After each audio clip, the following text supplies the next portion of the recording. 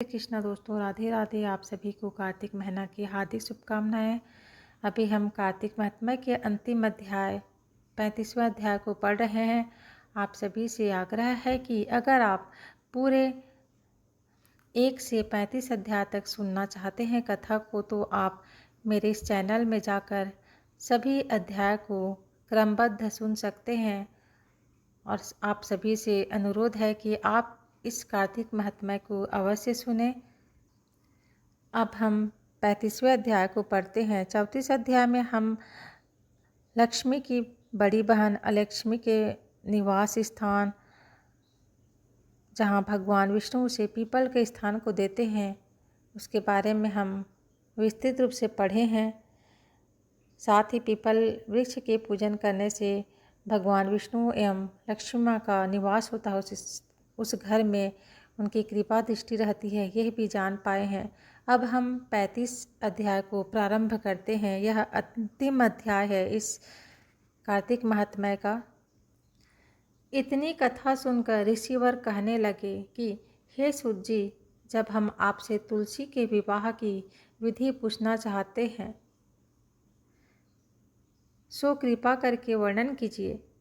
ऋषिवरों का यह वाक्य सुनकर आनंद में मग्न हुए श्री सूत जी ने कहा, हे मुनीश्वरों, अब मैं आपके सामने तुलसी जी के विवाह का विधि का वर्णन करता हूँ, इसलिए आप सावधान होकर सुनने का कष्ट करें।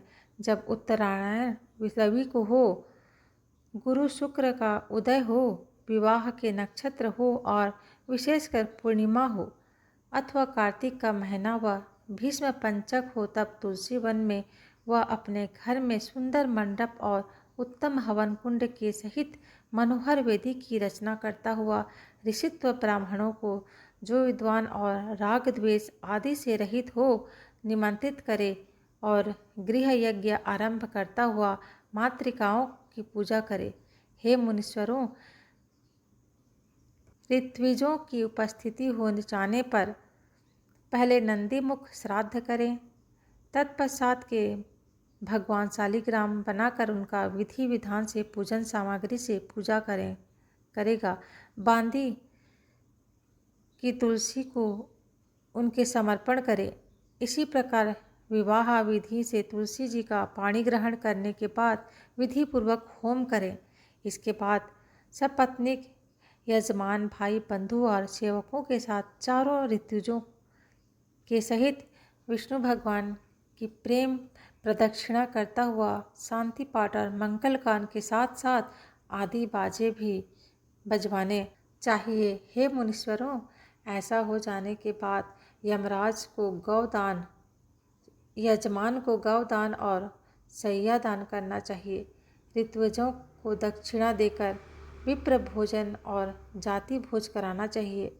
यह सुनकर सूत जी कहने लगे, मुनीश्वरों, इस प्रकार जो मनुष्य श्राद्ध से भक्ति से युक्त होकर सत्य, शांति और संतोष को धारण करता है, विष्णु भगवान को तुलसी दल समर्पण करता है, वह समस्त पापों से रहित होकर संसार के सुखों को प्राप्त करता हुआ अंत में विष्णु लोक को प्राप्त होता है, इसमें संशय नहीं है।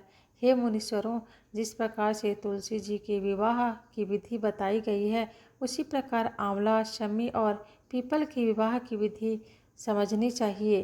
इस तरह कार्तिक महात्म्य का यह संपूर्ण अध्याय समाप्त होता है। आप सभी से आग्रह है कि आप पूरे अध्याय 1 से लेकर 35 अध्याय तक अवश्य सुने एवं साथ ही अगर अध्ययन करते समय मुझ में कोई त्रुटि हुई है, इसके लिए मैं क्षमा चाहती हूँ। आप सभी को सादर नमन करते हुए मैं यहीं पर अध्याय को समाप्त करती हूँ।